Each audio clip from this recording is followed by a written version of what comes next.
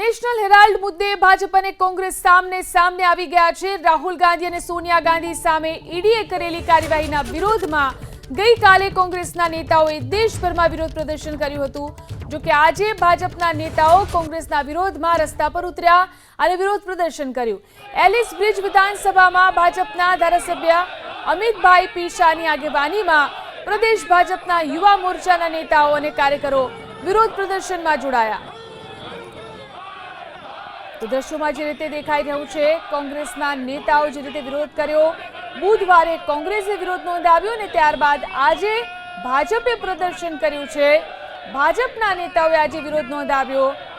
National Herald કેસની અંદર જે કાર્યવાહી કરવામાં આવી રહી છે તેને લઈને બુધવારે કોંગ્રેસના કાર્યકરોએ વિરોધ પ્રદર્શન કર્યું હતું, જ્યારે આજે ભાજપનું પ્રદર્શન। કોંગ્રેસના સુપ્રીમો રાહુલજી અને સોનિયાજી ઉપર જે ચાર્જશીટ થઈ છે એ બતાવે છે કે કોંગ્રેસ ભ્રષ્ટાચાર જોડે હતી, છે અને રહેવાની છે। અને આપણે સૌ જાણીએ છીએ કે આ કેસનો શરૂઆત કોંગ્રેસના શાસનમાં જ થઈ હતી, એટલે અમારે કશું કહેવાનું નથી। દેશની પ્રજા જાણે છે, રાહુલ અને સોનિયાને ઓળખી લે છે।